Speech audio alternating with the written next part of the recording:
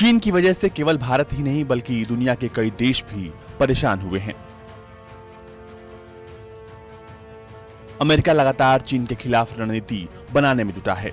अब अमेरिका इस तैयारी में है कि वो अगले कुछ महीनों में भारत, जापान और ऑस्ट्रेलिया को फाइटर जेट के लिए नई तरीके से ट्रेनिंग देगा। दरअसल अमेरिका के नेशनल डिफेंस ऑथराइजेशन एक्ट के तहत साल 2021 तक भारत, ऑस्ट्रेलिया, जापान को फाइटर जेट डिटैचमेंट ट्रेनिंग देने की बात कही गई है। ये ट्रेनिंग अमेरिका के पास समुद्री इलाके में गुआम में दी जाएगी।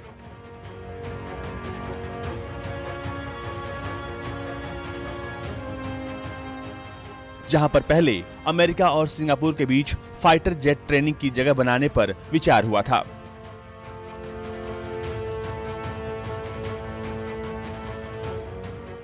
ये जानकारी एक अमेरिकी संसद ने दी। यानी जो समझौता अमेरिका और सिंगापुर के बीच हुआ था उसमें अब भारत, ऑस्ट्रेलिया और जापान को शामिल कर लिया जाएगा। इसका मकसद है अमेरिका अपने मित्र देशों की सहायता कर सके और आने वाली चुनौतियों के लिए उन्हें तैयार कर सके।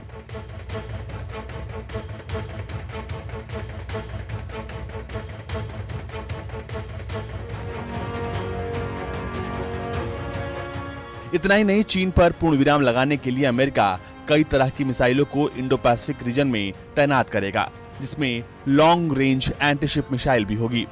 इस इलाके में चीन के बढ़ते हुए प्रभाव को देखते हुए लंबे वक्त की रणनीति के हिसाब से इसे कारगर माना जा रहा है। इसके अलावा अमेरिका इस इलाके में फॉरवर्ड पोस्ट भी बनाएगा, जहां किसी भी स्थिति से निपटने के लिए सेना तैयार रहेगी।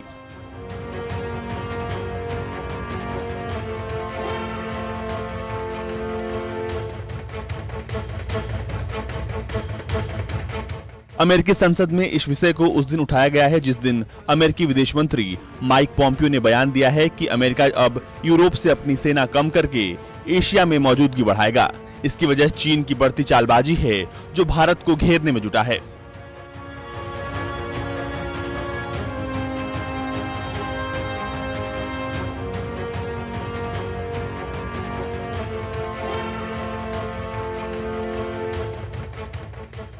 अमेरिका की ओर से भारत, सिंगापुर, वियतनाम और साउथ चाइना सी जैसे क्षेत्रों में सेना बढ़ाने की योजना है, जो चीन के स्वास्थ्य के लिए अच्छा नहीं है।